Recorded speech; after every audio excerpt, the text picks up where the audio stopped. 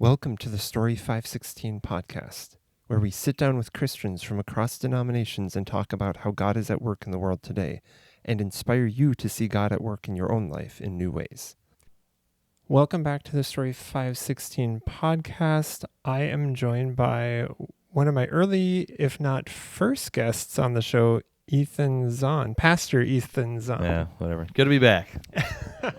Today, I want to kick off kind of the first of 3 episodes talking through some of my own heart, almost like getting interviewed myself, but I figured I'd position it more as a conversation so it's not just me talking, because I enjoy talking with other people and not just sitting in front of a mic and recording a whole show by myself. But the first of these 3 episodes, I wanted to focus on the name Story 516, which I've shared in small bits and pieces. It's been on the website and Patreon page, but I really wanted to do more of a deep dive looking into it kind of as a conversation. So I would love to just kind of kick it off with the name meaning, the first part, story. That really connects with my belief that and kind of how I view life as everybody has a story to tell. And I know, Ethan, as a pastor, you're inundated with tons of stories from tons of people all the time. Yeah. So I'd be curious, kind of your thoughts on just that idea of our life as a story. Oh, man, that's a big thought. I think story is crucially important in everything that we do.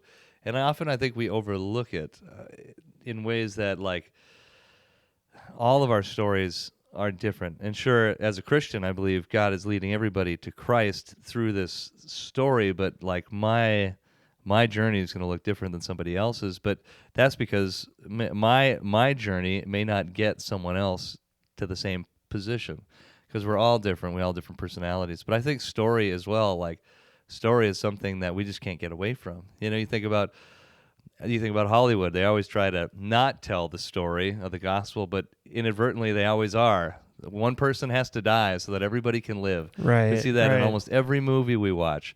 And but it's just like ingrained in our DNA or something, that this story, it just exists, whether it's Iron Man or it's Jesus Christ. We can't get away from the fact that there's this concept, right? This narrative that goes over everything that we just can't escape. Yeah, probably even just as simple as the idea of a hero. Yeah. Like the chosen one or a hero coming to save someone, people. The chosen one, right? Yeah. Yeah, it's just something, it's so interesting to me because it feels like we're always trying to run from the grand story, which I would say is the gospel in the scriptures, but we're always retelling it in different ways, whether we realize it or not. It's always being retold. And it's just so fascinating. And I think it is also being like as we become like Christ, we become like him in sacrifice, and we see that as we get closer and closer to hopefully being his image. But it is so fascinating, and everybody's stories are so. I mean, if you really listen to everybody's stories, they're all so unique, so interesting, and really compelling oftentimes.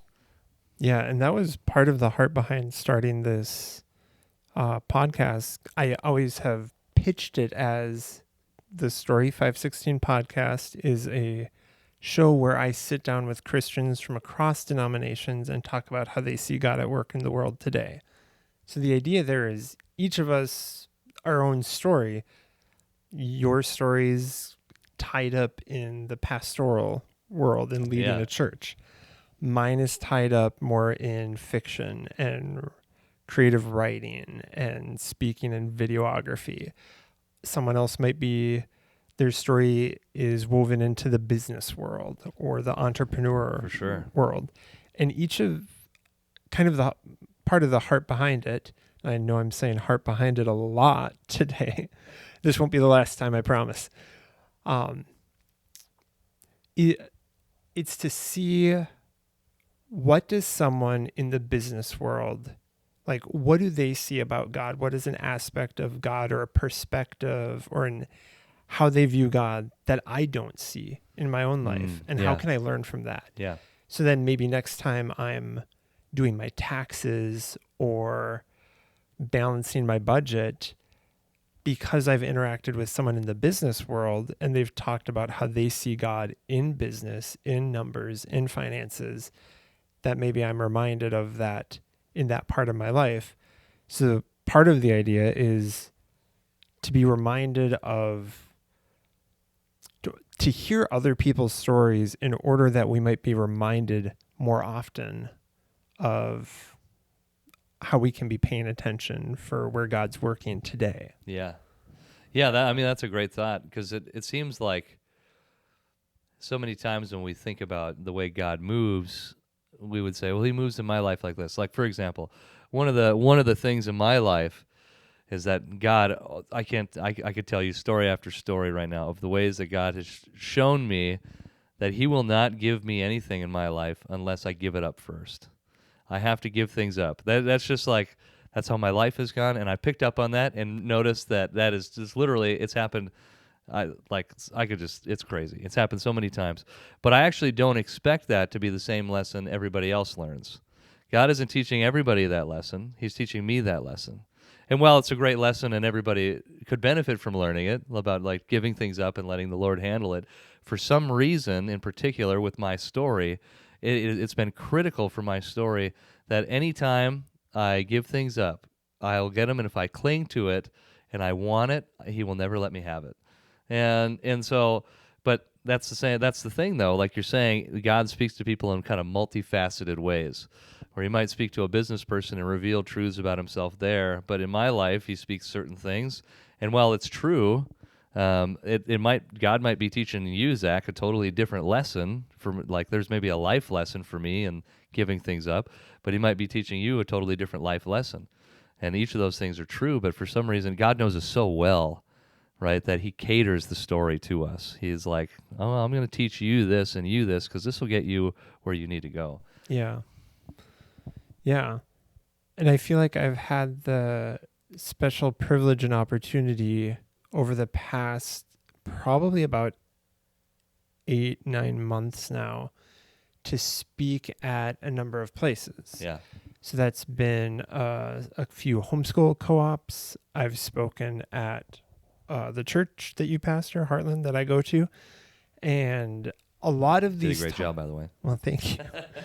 A lot of these talks have centered around the idea of storytelling. So the co-op ones, clearly I'm brought in because I'm pursuing publication, published a short story. So I'm there to talk about storytelling and that type of stuff. And then at Heartland here, I was able to give a talk on Stephen's speech before he's killed in the book of Acts. And one of the things I picked up on when I was reading that was he basically told the story of Israel right before dying, and how he kind of framed his position, the church's position in history at that moment, in context of this larger narrative that was going on since like the beginning of the Bible. And at the homeschool co-ops, both of them that I spoke at were Christian homeschool co-ops, and they had asked to include elements of like a somewhat of a devotional aspect in the talk. So I was able to kind of bring in very similar themes of like, how does God use story and storytelling? And that really connects with, I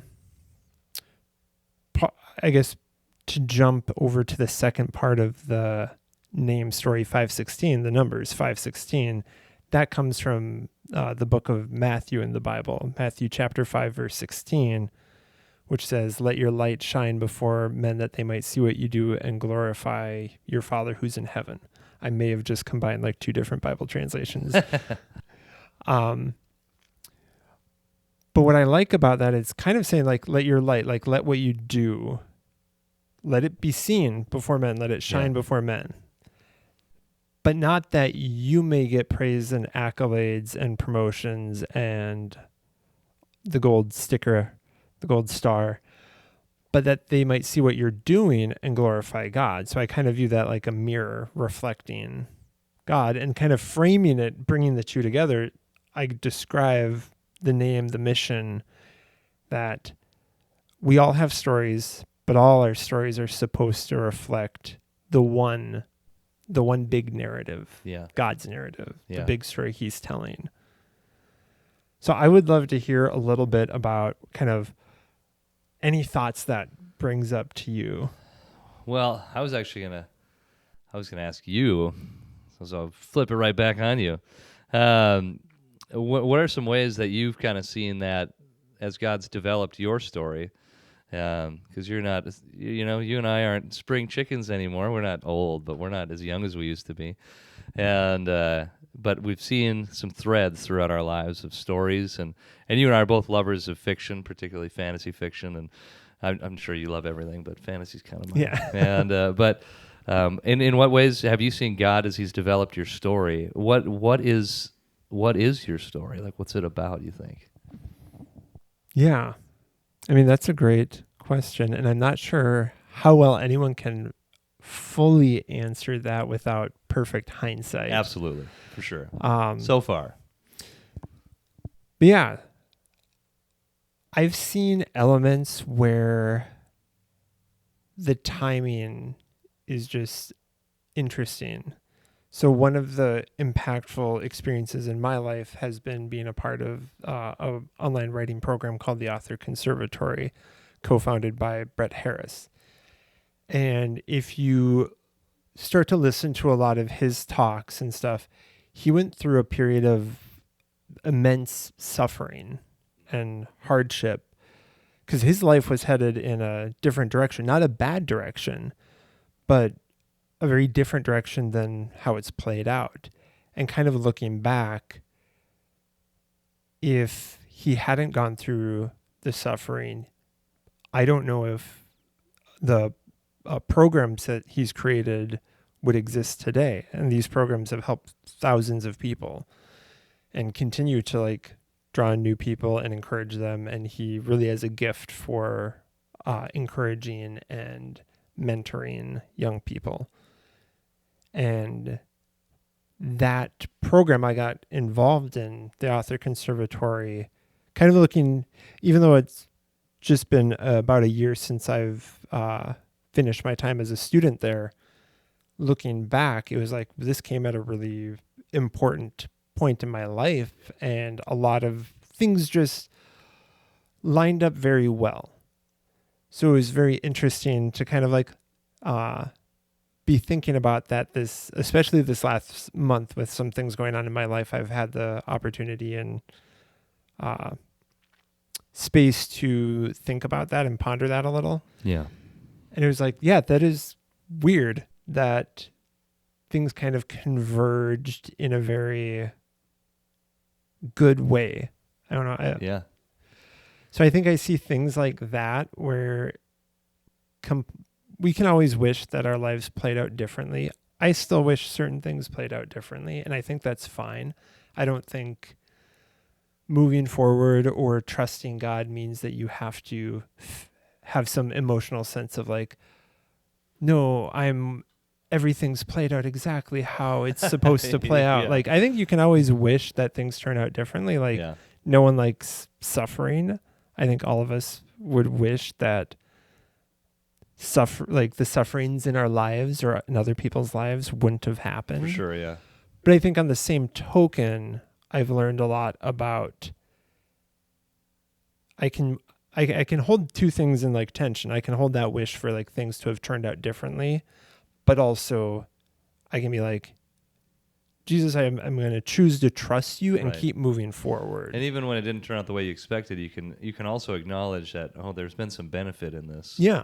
This has been good. Yeah. But I think there's a question to ask too with all that is, I think sometimes we fight God, because I do think God actually leads us through more difficult things than we would ever want, than we would ever choose for ourselves. But then you got to ask the question, like, am I writing my story or is God writing my story? Right. And I think sometimes we just like to take the pen from God and be like, actually, I'm going to do this. Yep. And that's when things really go poorly, because if you're doing it his way and it is difficult, he's with you, and sometimes you just know I'm doing what I'm supposed to be doing, even though this is terrible.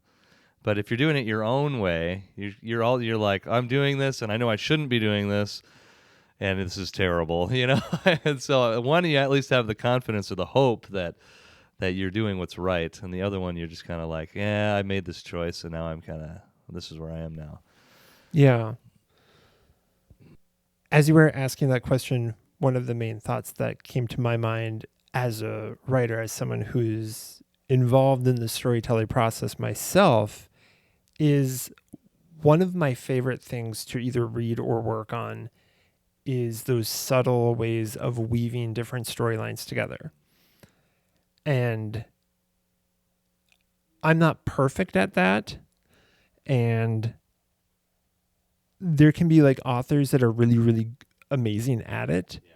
But how much, I like to think like how much more is God like just incredible at weaving different storylines together, where my story was woven into the story of the author conservatory and Brett Harris at a really good time. Yeah.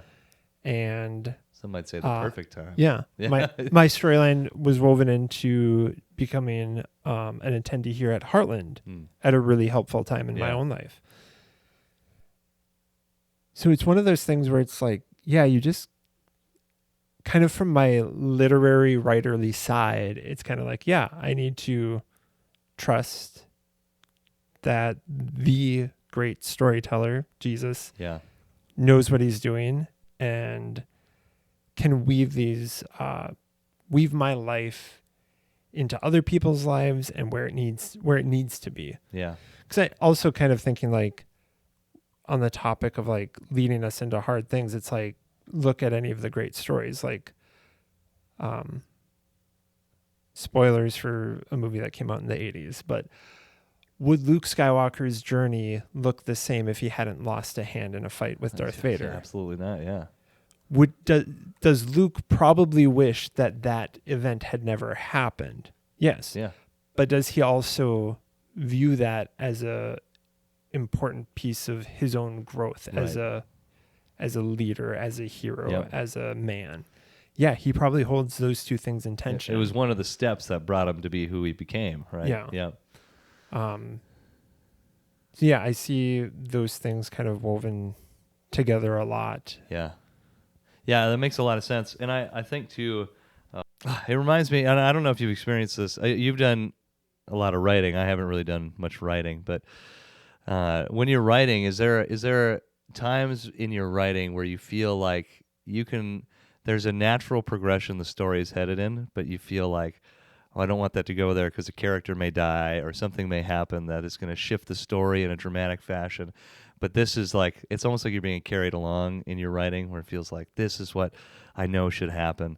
It's like in role-playing games, right? Where it feels like as the leader of the role-playing game, I want the story to go this way, but everything is pointing it in this direction, and this is going to be better, but we might lose a player. We might lose a character. Right. But this is going to be so much better, and there's that tension, and I feel like that's the same tension we have when we're like co-writing our story with God, is there's that wrestle between what is good in his path, and there's that wrestle with like where we think is best, and there's that surrender, and I think God does adapt things to our story, right? Because we make choices every day, and so I think he adapts things for us, and depending on some of the choices we make, but that there's that perfect co-piloting with the Lord where we're in it together, although it may not be exactly what we expected when we started off on the journey, but this is like the story's so much better because it went this way. Yeah, I've had moments like that in especially like the brainstorming stage of stories where I realize this one turn of the story or this one ending would be more narratively satisfying. Yeah. But that does mean there's a bigger cost to it. There is that hardship that people have to walk through. Because if everything worked out in a story, like as an author, you're kind of a cruel person where if everything worked out, no one's going to read it. What a boring story. Yeah, it'd be terrible. But I think in our own lives, then it kind of I think the logical question that I would ask, that I'll also answer here, is kind of like, well, how do you know when you're following God's story versus your Good own question. story? And I think part of that just comes from, I'm a big believer in moving forward and continuing to go for things and pursue things and not be idle and still. Yeah. But at the same time, making sure the right things are prioritized. I will advise younger writers sometimes, and one of the things I talk about, especially when they're struggling, is make sure your priorities are right. And I view that as your your physical health, because if we're short on sleep, everything else downstream of that is worse. Make sure you're it's a lot of health things. Like your physical health is good, but your relational health is good. And that means with your family, friends, but also primarily with God. Yeah. So make sure that those two things, like your relationships and your health, are prioritized above everything else. Yeah. Because then I feel like the trickle down effect, because I've used the metaphor of those are upstream.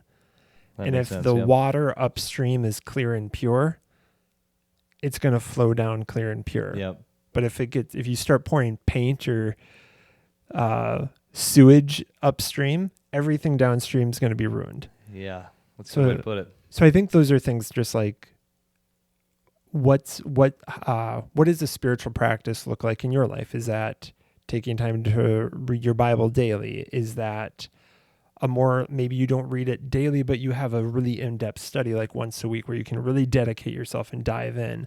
Maybe it's getting out in nature. Maybe it's listening to worship music. Maybe it's a prayer routine. Maybe it's a combination. It's probably a combination of multiple of the things that I said.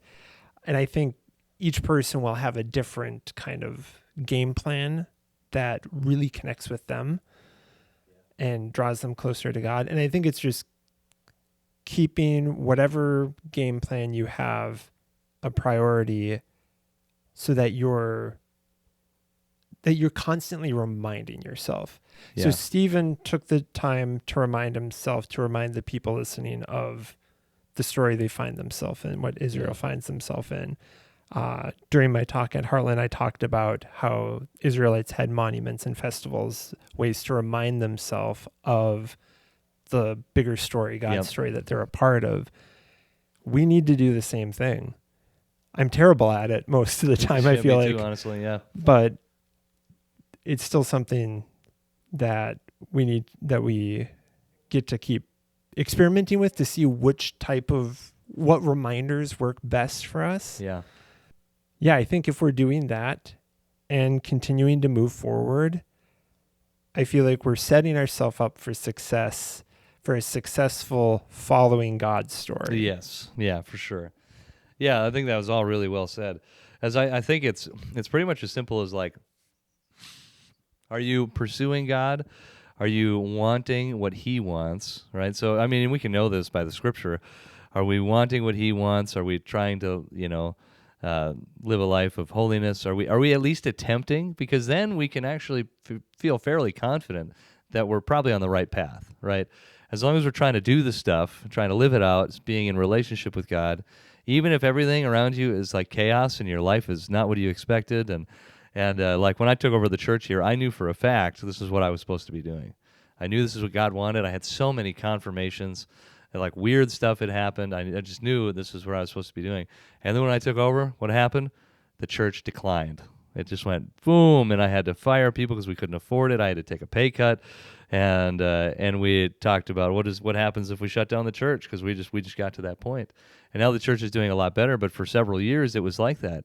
But I wouldn't trade that away, because I learned a lot. It changed me as a leader, as a pastor, as a person, and it was really good, but it was super hard. And so I think that's part of it. But all the time I reminded myself when it was really difficult, no, I know this is where God wants me to be. He wants me in this position, because it was about a year I thought almost every day about quitting, about going and getting a normal job, because it just sucked. But now I'm glad we stuck it out. But I think there's just something to that. Like, if you can just say, no, Lord, you know I'm trying to follow you. You know I'm trying to do what you want me to do. And so I'm going to trust that's enough, and I'm just going to whatever. And maybe the difficulty is actually, like you said, with Luke getting his hand off, maybe the difficulty is the exact catalyst you need for change. And without it, you would never be the person God had intended you to be. Right. And sometimes we're blessed with the hindsight where we can look back and For be sure. like, wow, that is a really good thing that this happened, because now I'm here. Now I'm where I'm at, and God's been faithful. Sometimes we don't have the hindsight on things yet. Yeah. And that yet we might not see the fruition of that yet until the next life. Yeah. But that's okay, because I think when you look at all the ways that God has been faithful in your life, but even in the lives of those around you, borrow their faith and trust that God's faithful. That's good. And I guess I just wanted to end this kind of on brand, on topic. It's the question how I ended my talk at Heartland. And that's just asking you, the listener, whose story are you reflecting? Because you have a choice. You can turn this podcast off and go about making your name great, or you can try and be a mirror, and you'll fail, you'll mess up, but the trying is, I think, what's important. So, whose story you're reflecting? We'll talk to you next time. Thank you for joining us. You can support the show by going to our Patreon page at patreon.com/story516. You can also find us on Facebook, Instagram, YouTube, Spotify, and Apple Podcasts. We look forward to seeing you next time.